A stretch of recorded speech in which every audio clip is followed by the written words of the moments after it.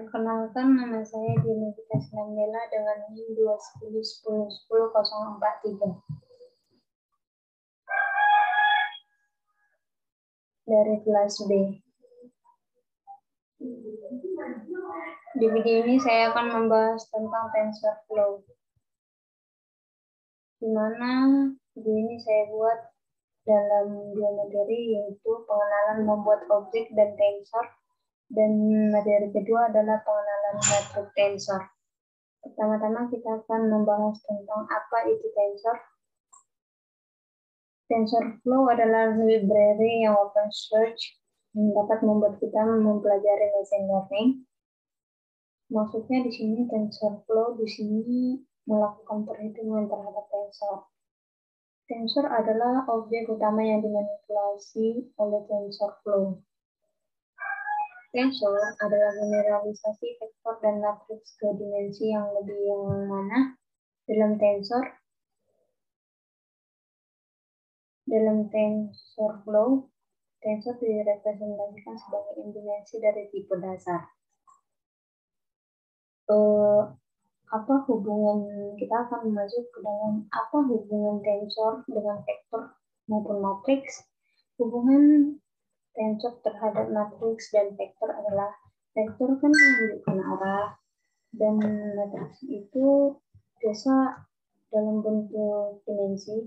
Mungkin ini dimensinya, lalu ini adalah penunjuk arahnya, yaitu vektor yang tadi, yang dimana dalam suatu bidang ini terdapat beberapa vektor yang bertanda panah yang direpresentasikan dalam matriks. Maksudnya itu kalau vektor tanpa matriks itu gak bakal lengkap, karena ini harus ada penunjuk arah dan ini adalah dimensi. Kita akan masuk ke dalam langsung ke prakteknya saja ya. Jika kita ingin masuk ke dalam pemrograman tensor, kita pertama itu mengetik Google Colab di aplikasi research yang ada di media kita, di sosial kita, itu nanti akan muncul seperti ini. Copy of your collaboration. Welcome to collaboration, yaitu kita akan masuk ke dalam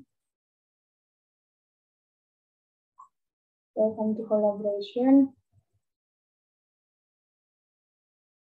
sampai bawah.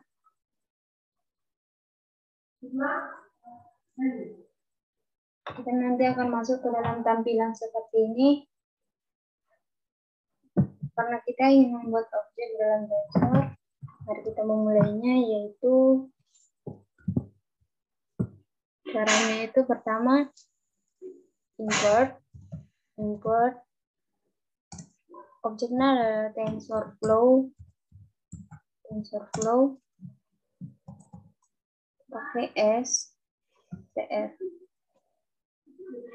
Kita ingin mencek apakah ini adalah sudah benar. Di sini jawabannya sudah benar ya. Lalu kita akan menambahkan kode, yaitu kita akan memasukkan objek dalam kode kedua, yaitu nama. Saya ingin membuat nama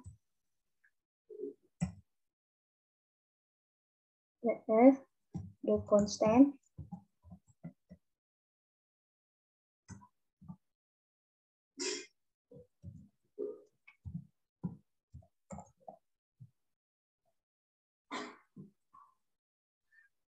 Baik, saya sudah memasukkan objeknya adalah 4.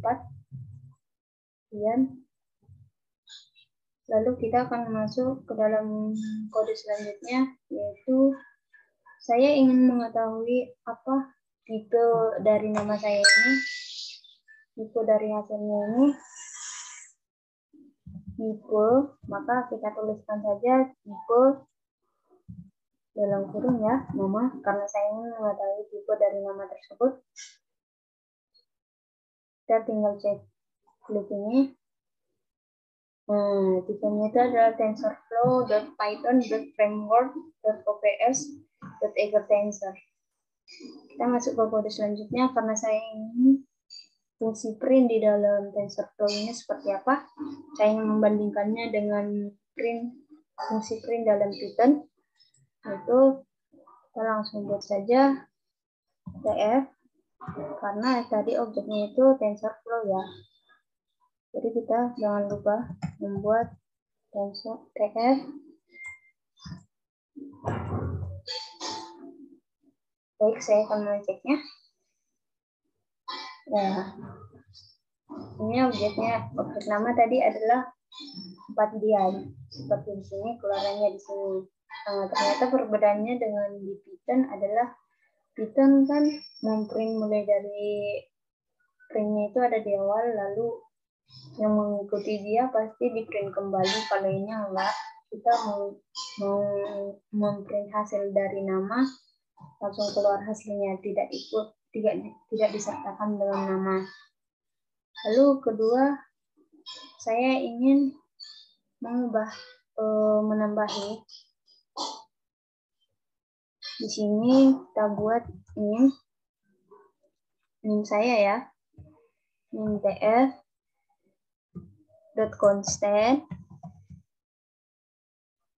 dalam kurung 210 10 10 043. Saya ingin mengeceknya lagi di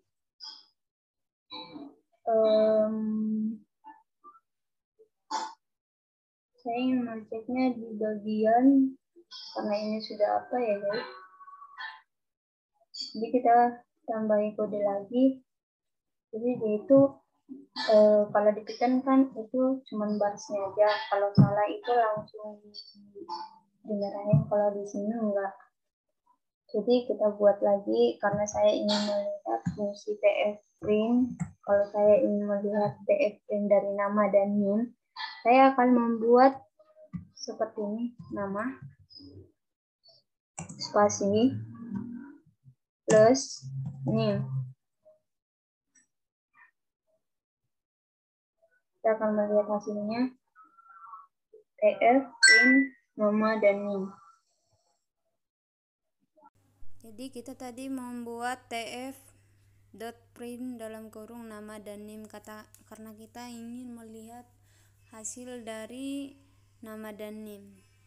Bagaimana keluarannya kita bisa lihat 4.dian 210 10 043. Jadi dia itu jadi digabung, jadi tanda penghubungnya jadi tanda titik. Nah, kita membuat yang kedua, saya ingin mencek nama dan nilai, makanya saya mengetik di sini tf.print dalam kurung nama dan nilai karena saya ingin mengecek nama dan nilai. Nah, saya sudah mengetik ya ini, lalu hasil keluarannya adalah 4.dian 49 karena angka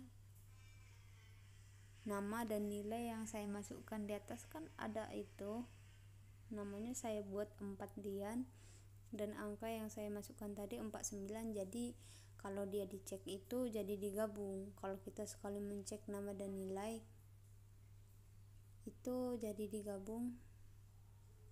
Nah, inilah objek yang sudah saya buat atau pengenalan objek dalam tensor.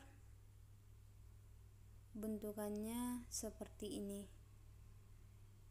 Kita akan masuk ke materi kedua, yaitu pengenalan matriks dalam tensor.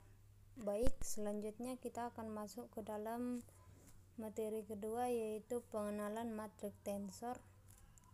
Nah, sebelum kita masuk ke dalam pengenalan matriks tensor, ada baiknya kita mengetahui apa sih itu matriks.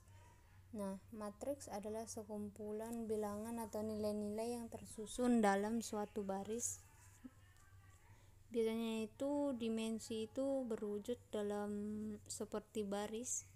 Jadi fungsi matriks dan dimensi itu dalam pemrograman tensor dikenal dengan kata range, yang fungsinya range ini sama seperti range yang di Python, yaitu mengumpulkan nilai-nilai ke dalam suatu variabel atau suatu dimensi. Lalu kita langsung saja ke dalam prakteknya.